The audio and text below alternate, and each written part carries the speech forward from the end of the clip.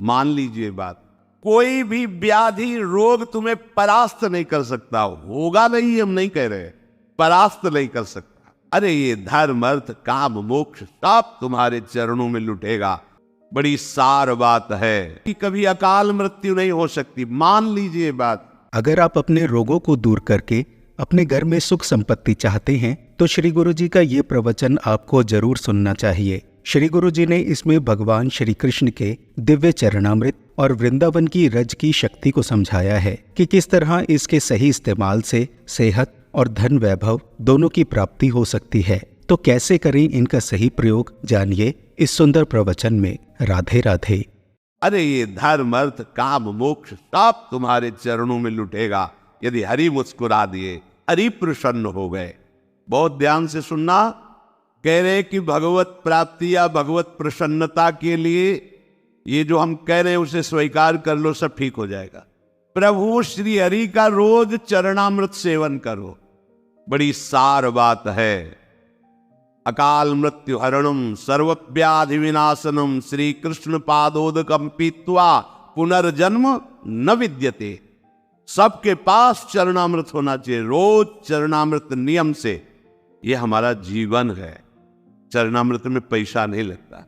मान लीजिए बात, अकाल मृत्यु हरणम, चरणामृत पीने वाले की कभी अकाल मृत्यु नहीं हो सकती। मान लीजिए बात, कोई भी व्याधि रोग तुम्हें परास्त नहीं कर सकता। होगा नहीं, हम नहीं कह रहे, परास्त नहीं कर सकता। रोग होंगे, परेशानियां होंगी, पर आप परास्त नहीं होंगे। श्री कृष्ण पादोदकम पीत्वा पुनर्जन्म न विद्यते। हमें तो लगता है कि 3 बार कम से कम ले।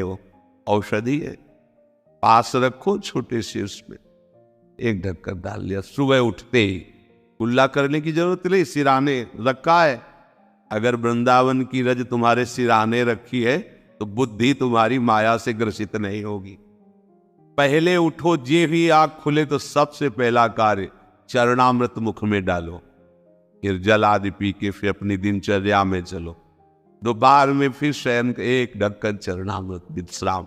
रात्रि में से 3 बार लो, नहीं ले से 1 बार तो लो ही चरणामृत।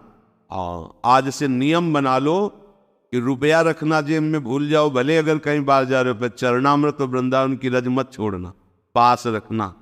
भगवत प्राप्ति आपकी जेब में है। अगर वृंदावन की रज आपकी जेब में है, चरणामृत आपके पास है, कैसे तुम छोड़ देते हो? कैसे छोड़ देते हो? अरे हमारी जीवनी है, संजीवनी बूटी है। कहीं भी जाओ, दिल्ली कलकत्ता कहीं के भी हो, 2 चीज हर समय जेब में रखना, वृंदावन की रज और चरणामृत। तुम जीत जाओगे, जीत जाओगे। पर 2-4 दिन याद रहेगा, इसके बाद नहीं याद रहेगा। आसुरी भाव होने के कारण आपको ये बातें हंसी मजाक लगती हैं। चरणामृत का सेवन और प्रभु के नाम जप और नाम कीर्तन से हम माया पर विजय प्राप्त कर लेंगे। हमें मोक्ष की कोई आवश्यकता नहीं। शास्त्र प्रमाण बहुत सरल है भगवत प्राप्ति। कठिन है आसुरी भाव का त्याग करना, ये भी छूट जाएगी। रोज चरणामृत पियो नियम से, और ब्रज रज वृंदावन रज तुम्हारे शरीर पर लगी होनी चाहिए। चरणामृत का रोज सेवन और रज रानी को पास में रखना और नाम जप करना, बस हो गया। उसी को तो भगवान कह रहे हैं अभ्यास योग युक्तेन। अब नाम जप पर ध्यान देते हैं। चरणामृत तो बाहर से हम ले लिए, पर नाम का विषय स्वीकृति से अंदर से होना चाहिए। नाम कठिन तब तक लगता है जब तक हमें लोभ जागृत नहीं होता, भगवत प्रेम का, भगवत प्राप्ति का, आनंद का, दिव्यता का। कैसे तुम्हें नाम में प्रीति होगी, कैसे धाम में प्रीति होगी, कैसे भगवत प्राप्ति होगी, क्या चाहते हो, यही समझ में नहीं आता कि तुम्हारी चाहत क्या है। अरे भाई, इस चाहत को मिटाने के लिए हम भगवत मार्ग में बढ़ रहे हैं। कोई चाह नहीं, जाहिल चाहिए कबहू कुछ तुम सन सहज सने। और ये इसी जन्म में हो सकता है, अन्य योनियों में नहीं हो सकता।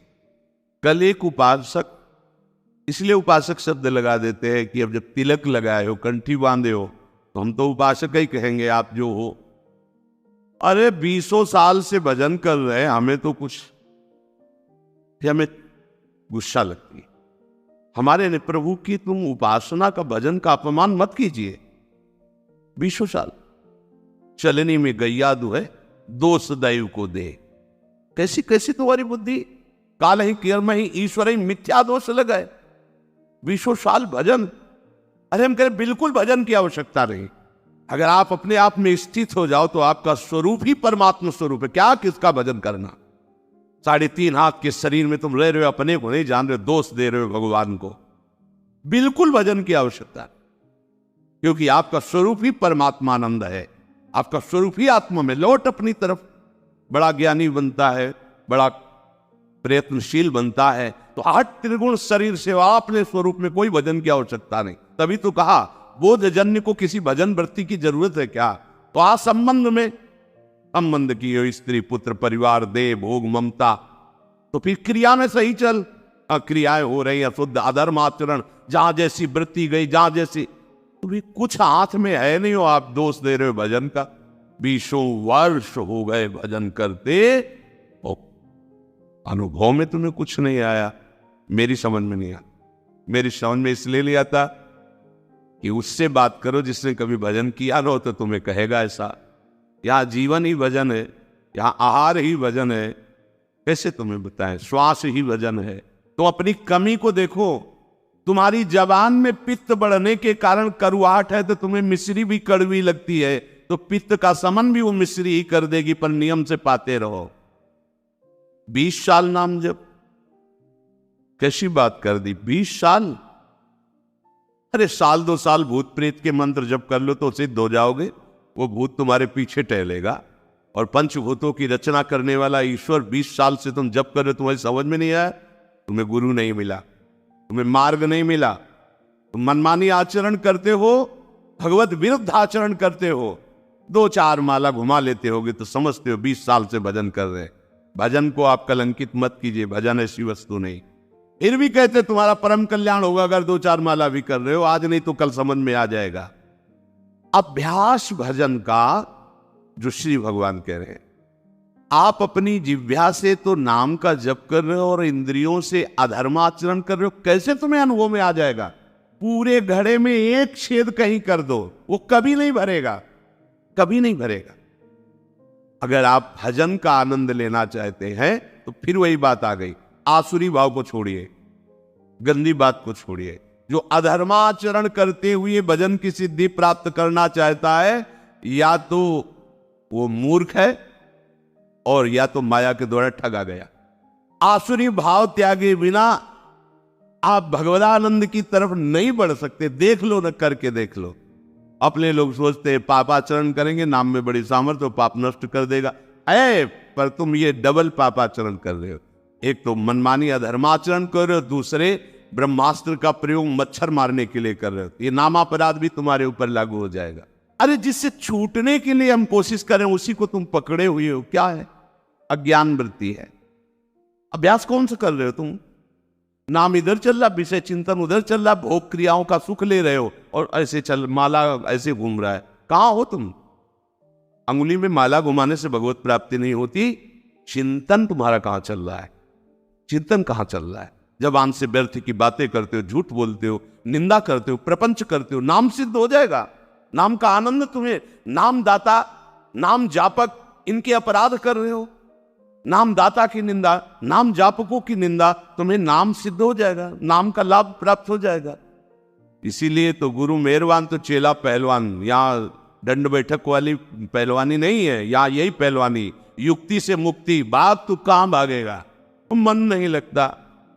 अरे शेर बनो, तुमसे खा के वो तुम्हें दहाड़ रहा है। मन बिल्ली न बन जाए तो बताना, म्याऊं बोलेगा तुम्हारे सामने। तुम्हारे हाथ में डंडा है गुरु का, कृपा प्रसाद नाम मंत्र, फंसा इसको।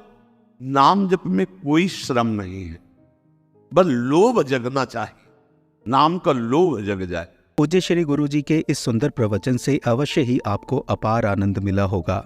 हम सबको प्रभु भक्ति का सुंदर ज्ञान श्री गुरु जी के मुखारविंद से ऐसे ही मिलता रहे और प्रभु की कृपा हम सब पर हमेशा बनी रहे। भगवान से यही कामना है। आप सबको प्रेम भरा राधे राधे।